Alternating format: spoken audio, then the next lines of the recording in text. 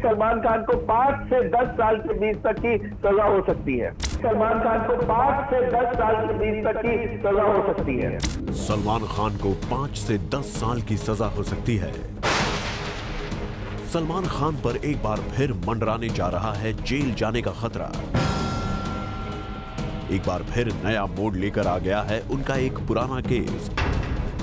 सलमान पर उनके इस पुराने केस में लगाए जा रहे हैं कुछ नए सेक्शंस, जो अगर साबित हो जाएं तो सलमान को हो सकती है पहले से 5 गुना ज्यादा बड़ी सजा। और सही साबित हो सकता है सलमान खान का वो डर जिसकी वजह से वो नहीं कर रहे हैं शादी। I have 2 cases coming up, divided into one case divided into 5 in Jodhpur, one here in the accident case in Mumbai. So, God forbid something happens. I mean, on merit, we will win. But what if we don't win? It is going to come up here, next year, or the next year. In 1, 2, 3 years, going to come up. Whatever the sada will be, 6 months, 8 months, year, 2 years, 5 years, 10 years. Whatever it is, I'm ready to face it. Now, if I get married now, is it going to be fair on my wife to be? Is it going to be fair if I have a child on my kid that where's Papa? Papa's in jail. Where's your husband? In jail. It's not. So let all these things clear and now I'll get married.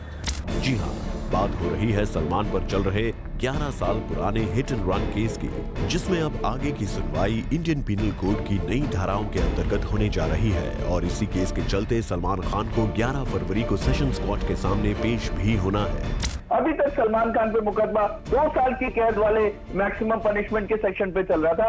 अब जो है ये मुकदमा 304 part 2 culpable homicide not amounting to murder, जिसमें punishment 10 साल तक की हो सकती है, उस पे बड़े कोर्ट पे यानी सेशंस कोर्ट में अब ये मुकदमा चलेगा, जो कि सलमान खान के लिए एक बहुत ही गंभीर जो है प्रश्न निर्माण करेगा आगे के समय में। वैसे रिसेंटली एक बड़ी पार्टी में सलमान खान और मुंबई के एक आला अफसर की मौजूदगी ने भी कई सवाल उठाए थे और उस वक्त मुंबई पुलिस पर ये इल्जाम लगा था कि पुलिस सलमान खान का हिट एंड रन केस जानबूझकर कमजोर कर रही है।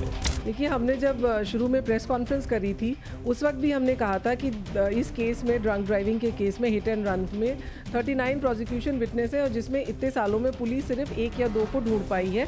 और हमने तभी कहा था कि पुलिस की मिली भगत है, और जबकि नूरिया के केस में, एलिस्टर परेरा के केस में 2 साल के अंदर उनको सज़ा हो गई, केस ट्रायल पे आ गया, तो ऐसा क्या है कि सलमान खान का केस 10 साल से नहीं हो रहा है। और यही चीज़ हमने कोर्ट में मूव करी थी एडिशनल चीफ मेट्रोपॉलिटन मैजिस्ट्रेट के बांद्रा कोर्ट में, जहां हिट एंड रन के दूसरे केसेस में 2 साल के भीतर आरोपियों का केस पूरा हो गया और उन्हें सजा दी जा चुकी है। ऐसे में सलमान खान के हिट एंड रन केस का 11 साल बाद भी वहीं के वहीं रह जाना कई सवाल तो खड़े कर ही रहा है। ऐसे में सलमान खान के खिलाफ सबूत और गवाह जुटाने में फेल हुई पुलिस तो शायद बच भी जाए, पर सलमान खान के लिए इन नई कानूनी धाराओं से बचना आसान नहीं होगा, जिन धाराओं की मंजूरी कल बांद्रा मजिस्ट्रेट कोर्ट ने प्रोसिक्यूशन की प्ली एक्सेप्ट करके दे दी है।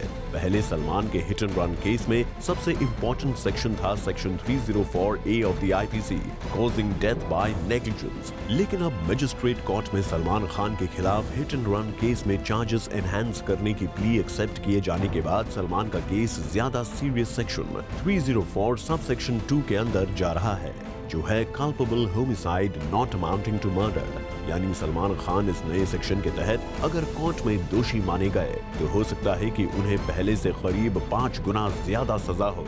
जो इस बीच में जो कुछ कोर्ट के जजमेंट्स आए थे, स्पेशली नूरिया के केस में और संजीव नंदा के केस में सुप्रीम कोर्ट ने जजमेंट किया, इससे यह विदित हो चुका है, एक केस लॉ बन चुकी है कि ऐसे केसेस में culpable homicide not amounting to murder का जो है धारा लग सकती है। और यदि इस तरह की धारा लगी तो मुझे लगता है कि सलमान खान को 5 से 10 साल के बीच तक की सजा हो सकती है।